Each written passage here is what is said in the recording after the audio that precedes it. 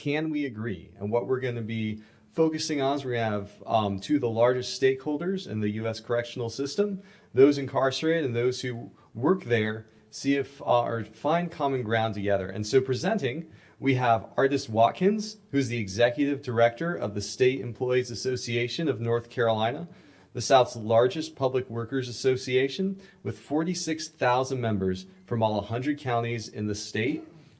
Watkins, an attorney, had worked as a lobbyist and director of government relations for SEANC since January 2001 before moving into her current role in 2020.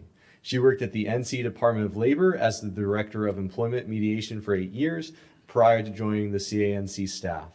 Watkins is a graduate of UNC and the UNC School of Law and is well known at the North Carolina legislature as a strong voice for state employees and retirees. We also have joining us Brian Dawe, the National Director for One Voice United. One Voice United is a nonprofit association dedicated to ensuring that our nation's frontline corrections professionals' experience and expertise are given a voice at the table in reforming the United States correctional system. Dawe has worked in corrections for over 40 years, starting as a state correctional officer in Massachusetts in 1982. He's a graduate of the University of Massachusetts with a bachelor's degree in criminal justice. He is also a co-founder and former executive board member of the Massachusetts Correctional Officers Federated Union and the originator of the American Correctional Officer Intelligence Network. Please join me in giving these speakers a warm round of applause. Good morning. Good morning. My name is Brian Dawe. I am the National Director for One Voice United. And as stated, I started my career in Massachusetts in 1982. Been a very interesting 41 years. And as far as accents go, I know Brother Kane here took you down to the south, and I'm going to take you way up to the northeast and really confuse you with my accent because we threw out the R's in Massachusetts. We got rid of those a long time ago. Superfluous. We felt we didn't need them. Anyway, a little bit about One Voice United. One Voice United is founded by Michigan State Correctional Officer Andy Potter in 2016. One Voice United is a nonprofit organization that works to elevate the profession of correctional staff and help carve out a meaningful role for them in the reform landscape so that their experiences and expertise can contribute significantly to designing policy solutions which they will ultimately be tasked with implementing. The second largest stakeholders in corrections, we believe that the staff that do this job know better than anybody what reforms are realistic, possible, and sustainable. The knowledge, expertise, and ideas of over 400,000 professionals have been literally left out of the conversation. One Voice United's mission is to bring that knowledge and experience to the forefront of these debates and inject those voices into the reform conversation. So thank you for having us. The toxic environment that is corrections today negatively impacts us all. As children, we grew up playing cops and Indians. Cowboys and Indians, cops and robbers, firemen, nurses, teachers. How many in the room grew up locking your friends in the basement and wanted to be a correctional officer? No one? None of you grew up doing that? No? Well, none of us did either. With the exception of a small percentage of employees who are legacies, it's usually the economic necessity that drives most job applicants to consider corrections. Although many of us do approach the job in hopes that we may be able to help others, possibly make a difference in their lives. Unfortunately, the system quickly diminishes those expectations, and we get swallowed up in a culture of us versus them. A lot of research has been conducted on the impacts of incarceration on those incarcerated, and rightfully so. Until recently, that has not been the case for staff. Fortunately, we are now seeing the studies that illustrate how a job in corrections impacts our personnel, and unfortunately, the results are damning.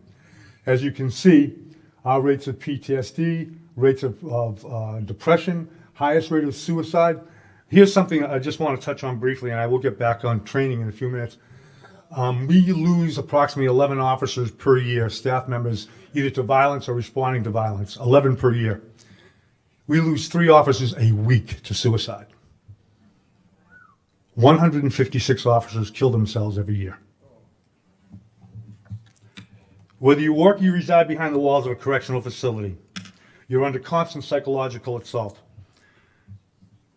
If we are diminished to this extent psychologically, how can we possibly help anyone else? Reforming corrections and the conditions of confinement requires comprehensive and holistic cultural change across the entire corrections system, beginning with a reorientation of the mission of corrections and a shared understanding of the purpose, policies, and practices for maintaining safety and security while promoting rehabilitation and reentry. Addressing conditions of confinement is one of the 4 pillars of reform. The damage done to us all touched by the system cannot be overstated. Most of the general public have no idea the responsibilities that correctional employees have. There's no 911 in prison, there's no Calvary. We are trained to responding to emergencies and disorder, but are we trained to achieve the goal of corrections, rehabilitation, and successful reentry? No, we're not. Unless you consider 3.8 hours out of an entire career in corrections as training in rehabilitation, we are not. I'll give you a little more on that a little later. Get back, yeah. These statistics are known to most of the folks in the room here. For me, the 3 truly most devastating illustrations of the failure of our system in the United States is, number 1, a 75% recidivism rate. Number 2, we have 1,300 detention facilities just for our children. Think about that. 1,300 what are we doing wrong? Obviously something. The land of the free has the highest rate of incarceration in the world. We may ought to rethink that land of the free thing. And this gets really to the core of some of the problems we have. Almost every movie or television show we see, or media outlet report we hear, from the time we're born, indoctrinates us into believing that both the keepers and the kept will behave in a prescribed manner. People incarcerated are portrayed as violent, angry, deceitful, and dangerous. The staff as corrupt, abusive, undereducated, and sadistic. The first thing I was taught at the academy was never trust someone incarcerated. That was the very first words that came out of their mouths. The first thing a newly incarcerated person is told by their peers, don't trust staff, don't talk to staff, and don't fraternize or you might find a target on your back. We don't even know each other, and we're pitted against each other from the very first day either of us enters this system. It is that tribal dynamic that is at the root of much of the trauma both staff and those incarcerated live with 24/7. It is at the core of our inability to jointly promote change. It silences any meaningful conversations between the 2 largest stakeholders in the correctional system. None of us want to be actors in this play. Cognitive dissonance starts to negatively impact all of us from the first day we enter these facilities as internal conflict begin to mount. From the onset, we start to lose who we really are. We soon repress our natural feelings of compassion and empathy and begin to succumb to the existing macho corrections culture. That cognitive dissonance, if not addressed via training, counseling, or both, starts us down the road to losing our very humanity. It often leads to substance abuse, social isolation, eating and sleeping disorders, divorce, PTSD, heart disease, and suicide. Compassionate employees need not apply in corrections. In order to adapt to the us versus them dynamic, officers either become emotionless, leaving compassion and empathy at the time clock, or they get fired, or they quit. It's an emotional tightrope for staff, and it's constant. Discipline is swift and harsh for any officer seen to have crossed that line in many facilities across this country. Worse still is being ostracized by your own peers, having your loyalty questioned by the very men and women who are your lifeline, who are your tribe. So even the goodwill and intent to be helpful is suppressed by everything that we deal with. Those incarcerated also face the same impossible dynamic. 10 days ago, I had a very unique experience of spending 4 days with 8 former and current correctional officers and 8 formerly incarcerated men and women, several who had served over 20 years of a life sentence. We spent 4 days together. To a person, they expressed the same sense of loss as we feel. They were also schooled by their peers that when they enter the system, don't talk to the police, don't fraternize with them. You know, that saying, snitches get stitches? Well, that's the real deal. The us against them dynamic is drilled into all of us before we even enter those walls. And it's maintained by a system designed to do just that. It's a catch-22 for all of us, and it works for no one. For those incarcerated, rather than officers being a source of rehabilitation, counsel, and support, we're the enemy. For officers, we've been reduced to turnkeys, taught to never turn our back on an inmate and to not in any way appear weak or sympathetic to their plight. If we want to ensure the continuation of a failed system that benefits only those who profit by it and serves no one living or working there, or society as a whole, then continuing these dynamics most certainly can guarantee that outcome. Last, I come to the 5%ers on this slide. This brings me to truth number 4. Just as some people should not be allowed to preach, and some shouldn't be allowed to teach, some people should not ever be given a badge. It's also true that although the majority of men and women incarcerated simply want to do their time, hopefully gain some skills and go home, there are some bad actors who just want to raise hell and continue to operate their criminal enterprises behind the bars. Point is, there are bad apples on both sides of the gate. But we have to remember they are the exception. They are not the rule. We have to stop making policies based on those 5%ers, those extremes. We have to work towards the middle, not towards the ends. There's a tendency to design policy based on those few. It presents one of the biggest challenges administrators must recognize and overcome. Knee-jerk reactions may feel good to some and offer political cover to others, but short-term solutions often result in long-term damage and trauma. A lot of failed policy decisions could have been avoided if those most impacted were involved in discussions when the policy was being developed, rather than being used as crash test dummies merely ordered to implement or adhere to them once they're imposed. Understanding these 4 truths play a major role in fostering attitudes that continue to promote a dysfunctional system and is fundamentally which denies us the right to fundamentally embark on honest conversations to promote reform. The us versus them dynamic makes meaningful conversation and hence sustainable reforms nearly impossible.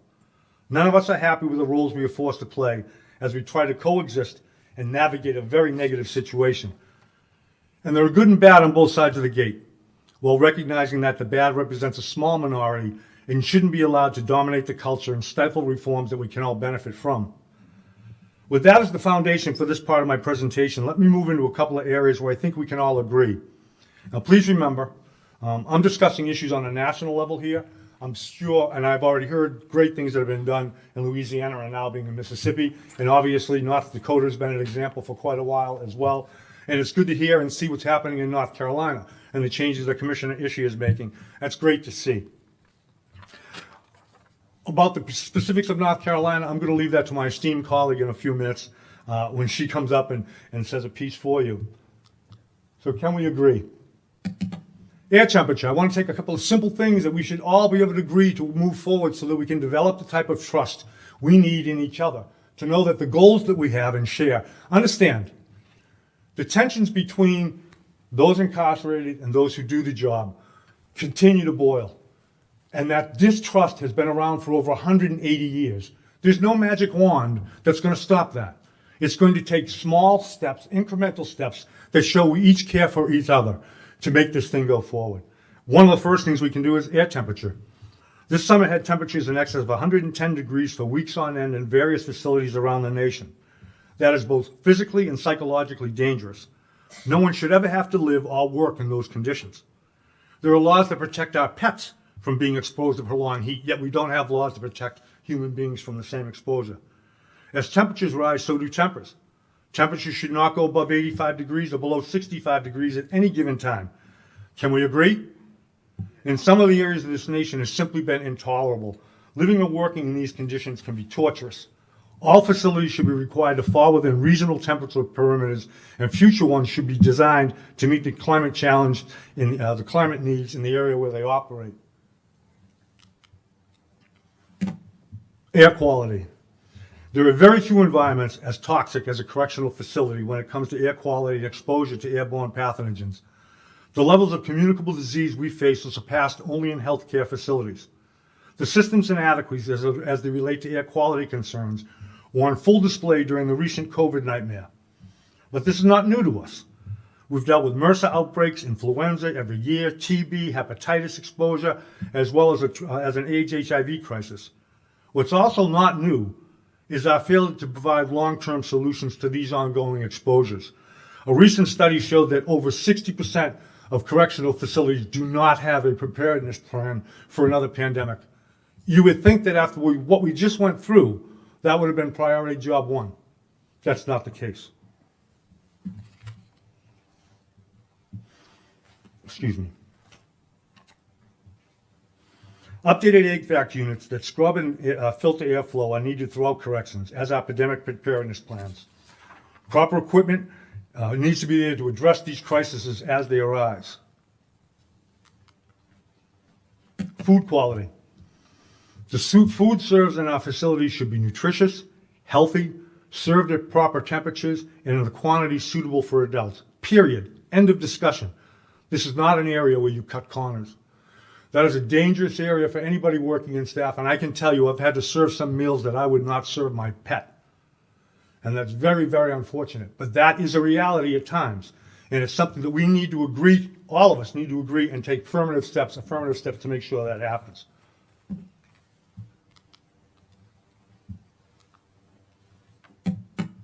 Staffing. You've heard it already here today. We cannot accomplish the jobs that we need to accomplish without the men and women to do the job. Plain and simple. It all begins and ends with staffing. Although our society wants those incarcerated to be rehabilitated, as do we, our first mandate has always been and will always be safety. That's what we do. Only after facilities are properly staffed and secure can we possibly begin to address the true mission of corrections, rehabilitation, and successful reentry. In the surveys we've taken and the focus groups we have conducted, officers strongly agree, and this is something I want to point to, in a lot of my conversations with individual officers, to a person, rehabilitation and reentry into the community is fundamental to why they do the job. You get them in a room, whole different story. It's because of that culture that we've been drawn into, that you can't be yourself. The humanity that you are is stolen from you. Officers strongly agree with rehabilitation as the ultimate goal, but they're not willing, nor should they be expected, to endanger themselves or others to achieve that goal. Proper staffing is essential in order for officers and non-custody staff to provide legitimate rehabilitation, educational and vocational opportunities, to covered visits, support recreational programs and religious study, while maintaining a safe, secure environment for everyone. Our goal should be to provide opportunities to ensure the best possible chance for successful reentry. At the retreat I mentioned earlier, all of us, those who live there and those who work in correction facilities, agree that understaffing is the core problem impacting the majority of the challenges we face. Minimum staffing levels should be legislated to ensure that both safety and rehabilitation needs are met. There is no way to secure either without an adequate number of professionally trained staff, which leads me to training. I mentioned 3 hours of training earlier on rehabilitation. The training in our nation is, I don't even have a word to explain how dysfunctional it is across the country. There is no central training whatsoever anywhere in the nation for correctional officers. These statistics will show you exactly what we're having to deal with. Every single state department of correction, every county jail has their own training. They make their own decisions. There's no uniformity. Academy training will range from 4 weeks to 13 weeks. Only 60% of DOCs, in the country have any training in rehabilitation. And you know how many hours they offer in that training in your entire career? 3.8 hours. 41 years in corrections, I was never trained 1 hour in rehabilitation or reentry. Not one. You'll hear many administrators tout the Norwegian model of corrections as one that is producing great results, and they're right. But you may not hear, and fortunately what we did hear from Leanne today, is about their 2-year training academy that they must go through to be certified as officers, or the 1-to-10 staffing ratio that they maintain, or that the average training cadet in the academy gets 10 weeks while Norway gets 2 years. Now, we cannot expect the types of results they have in Norway with the types of commitment we refuse to make in this country. It's a far cry from Norway's 2 years, the training we get, and the results are equally as far apart. Norway's training includes an entire classroom dedicated just to that, to rehabilitation and reentry. Their results are tremendous, and you know what ours are. Less than 4 hours versus an entire year of college-level education.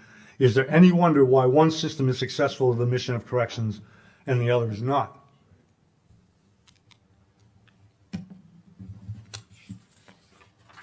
Programming. Educational, vocational, substance abuse, recreational, and religious programming are all important pieces of the rehabilitation and reentry process.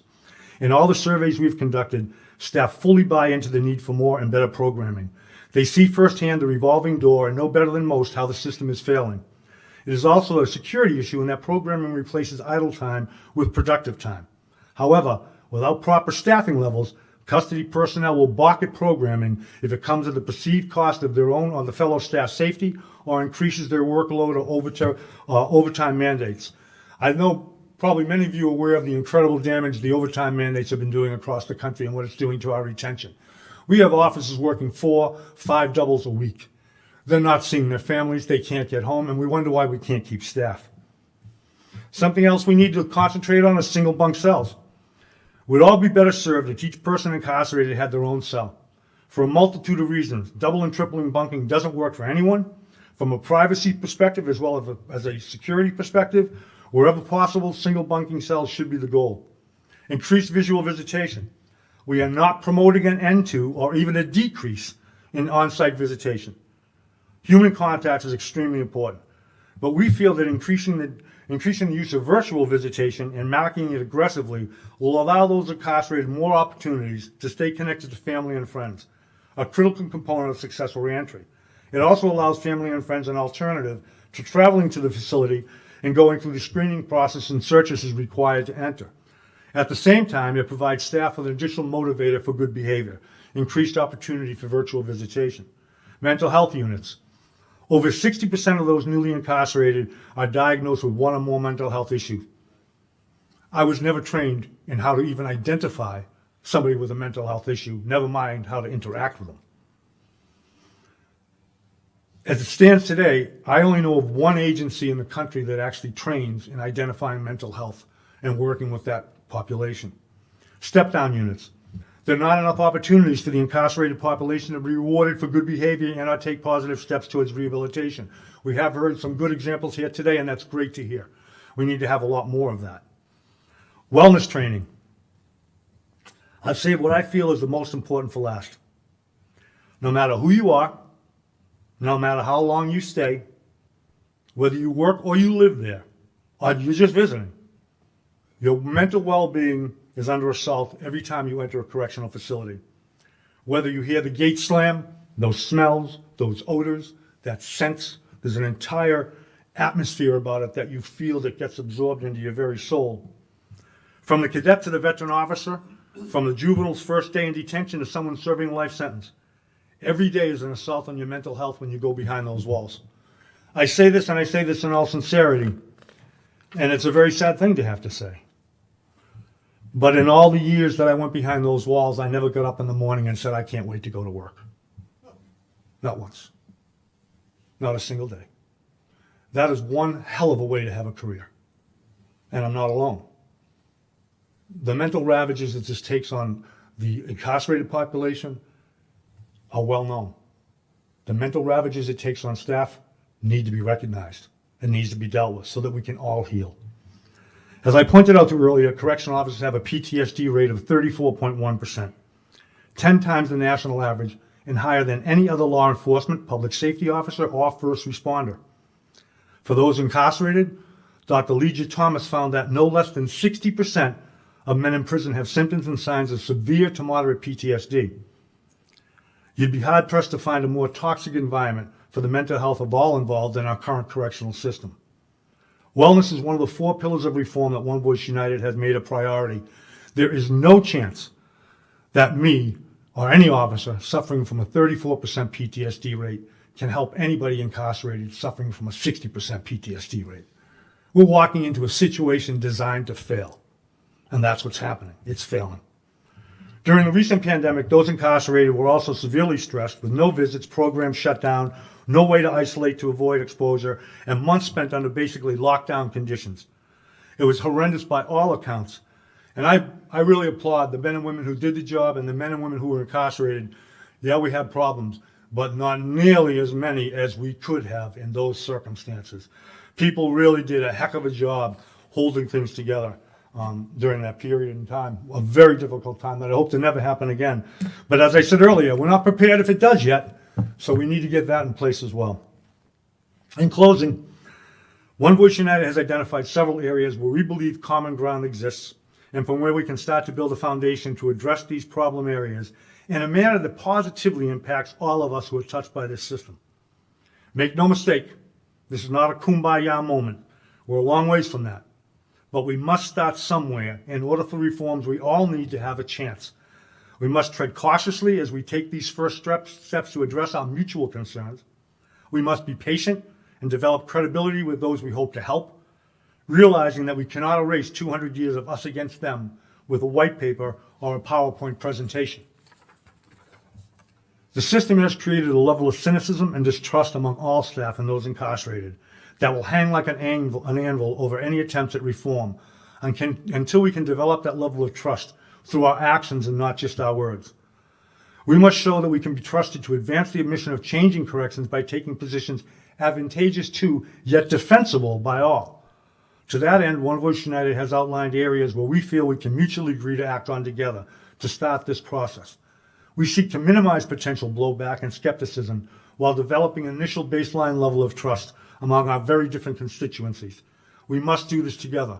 Nothing else has worked. With that in mind, let me turn it over to my esteemed colleague, the Executive Director of the 46,000-member State Employees Association of North Carolina, Ardis Watkins. Thanks, Brian. I love that your presentation's called Can We Agree? Can we agree that Brian is an incredible wealth of information about things we all need to be thinking about and that very few of us know. So the work that you're doing with Andy Potter and everyone else involved in One Voice is groundbreaking, and I truly believe we're honored to be a part of it. I truly believe this is going to make a difference. We just have to stick with it. So before I go any further, though, I want to acknowledge a couple of people really quickly. Wendell Powell, Scenic's first vice president, he's waving back there. He's a captain at Harnett Correctional. And so we're very proud that literally of our 4 officers, the second one in line to the presidency is in corrections.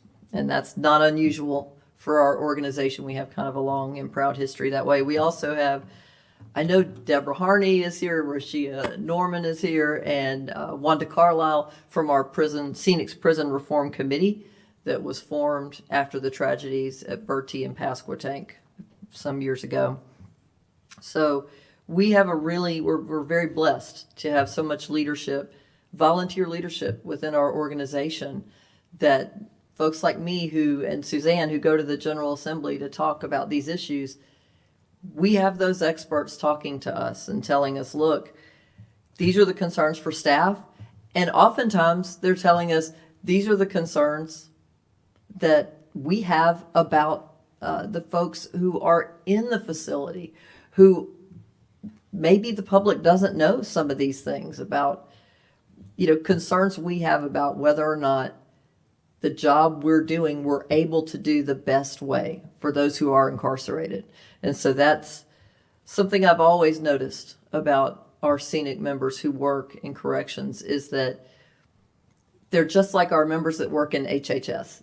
They're worried about their own safety and going home to their family at night, but they're equally worried about the folks they are there to protect and to serve.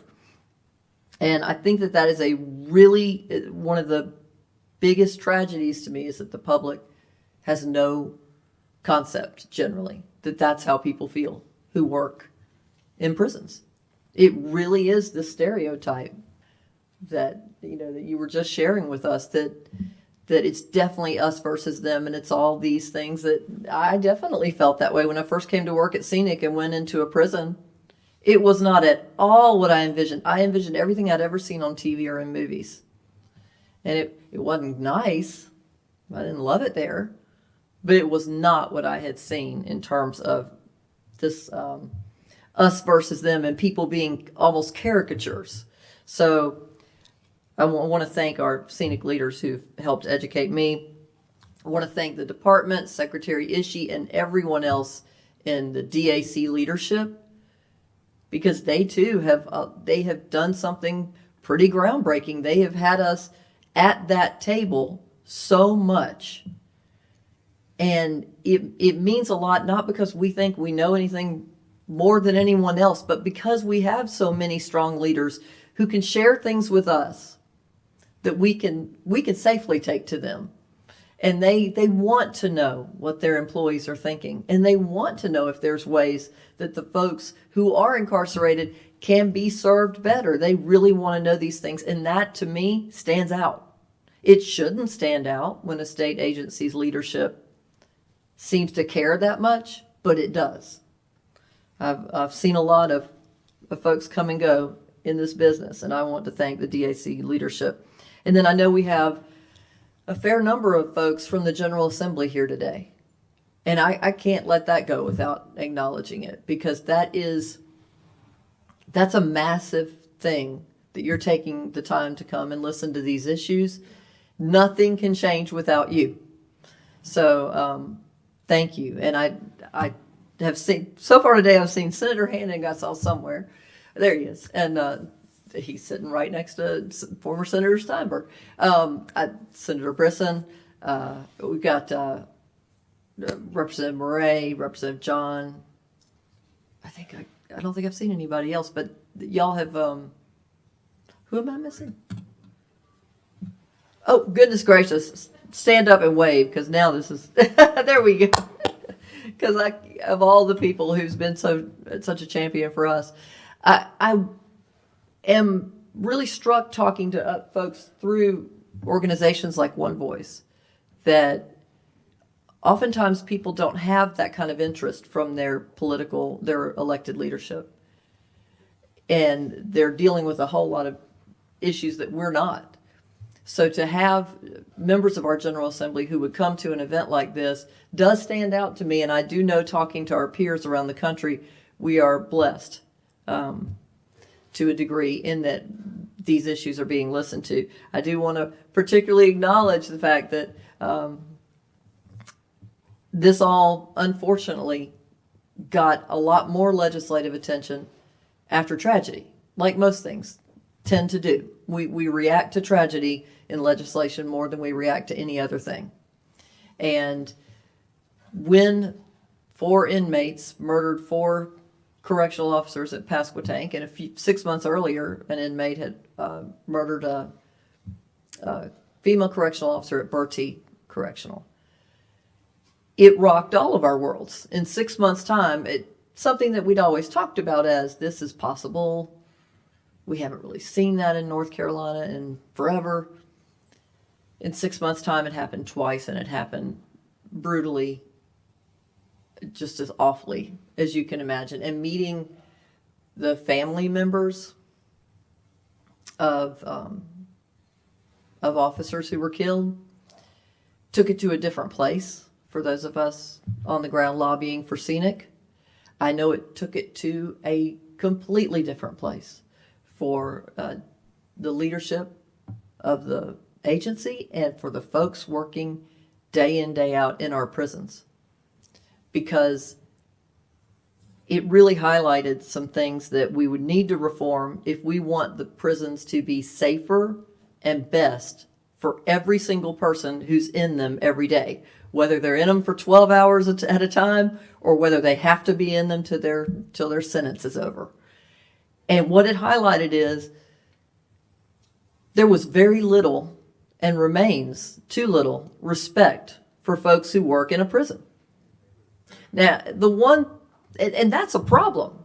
You know, when people ask me, well, why should the prison reform community so much care what correctional officers are paid? for the very same reason the people who are correctional officers are worried about it. They're very worried about the quality of personnel that's coming in. Because if I don't think you hired quality personnel to have my back, I'm in a real fix when something goes down. And if I am in a prison because I am serving my sentence, I need you to hire quality personnel, the highest quality you can get, because I'm not going to feel safe from them or from anyone else I'm in this prison with unless I feel like these are folks that are really good caliber, responsible people who care. And if I can get a job, which by the way, I can, at a fast food restaurant, not even managing it, and make more than I can going to work, being responsible for the life and well-being, and we hope rehabilitation of a fellow human being, we've got a problem. We've got a huge problem. Now, I say that being very aware that the General Assembly has made great strides. And Senator Steinberg, you started, I think you started the charge, the most recent charge, on making some strides in terms of pay. But for goodness sakes, we're not, we all know we're nowhere near where we need to be. And at a 40% overall vacancy rate, good Lord. When Pasquotank happened and those 4 murders happened, it was a huge deal that they were at about, I think, 32% vacancy rate. And we were all going, 32%? My God, no wonder something happened. And we're at 40% overall now, and we don't think the building's on fire? This is insane to me. It's not when something else is, not if something else is going to happen, it is when. And it could be an entire prison of people that get injured or killed. I am shocked Pasquotank wasn't so much worse than it was. But we have got to do something about these vacancy rates. We also have to do something about the benefits. I could not believe it after Pasquotank that one of the things we had to try to get passed, and it did get passed, thank you, General Assembly, was to increase the amount for the death benefit for someone who works in a prison. Because they weren't viewed as law enforcement officers, and still are not for most things. Now, I have immense respect for any public servant, and I certainly have respect for law enforcement officers because I wouldn't have the courage to put myself at risk in the way they have to do. But I am really aware when I visit a prison that if I'm in there for 12 hours, I'm not at risk when I pull somebody over or when I engage with a member of the public who might end up being a person who wants to harm me. I'm at risk every single second of 12 hours. That's why the mortality rates are that's shocking. Somewhere around 59 to 61 years of age is all most people make it to who've been a correctional officer. Who would sign up for that going forward? That's why we have these vacancy rates. Why would you do that? And so, I don't have the answer other than it's going to take a massive investment in our personnel. It's going to take recognizing the folks who work in prison as full law enforcement officer benefits and not just talking about them. I know Senator Steinberg and I talked about this a lot at the time. There were so many speeches on the House and Senate floors after the murders at Pasquotank and Bertie. And in every single one of those speeches, the folks who died were referred to as law enforcement officers. That's not what they need. They don't need to be recognized in death in a speech. Which, by the way, Bertie County put up a fallen law officer memorial out at the courthouse. The first person on that was Megan Callahan, the correctional officer who was killed. But they don't need that. They need to be recognized with what can take care of their family should something happen in this incredibly dangerous and important job they agreed to do. So we've got to fix that. And we have got to fix this vacancy crisis. It puts everybody at so much risk all day, every day. And the other thing that we have got to do that is very clear talking to the scenic members that work in HHS or in prisons is we have to push and find every partner we can to push to revamp the mental health system in this state. We can't control the country, but we can push forward in this state. We know that people are largely in prison. They're there because they did something, and the court said, well, here's what you got to do to make that up to the public. But so often, as we see, it's substance abuse, like Leanne was pointing out, that puts some, that ends up making somebody make really poor decisions that put them there.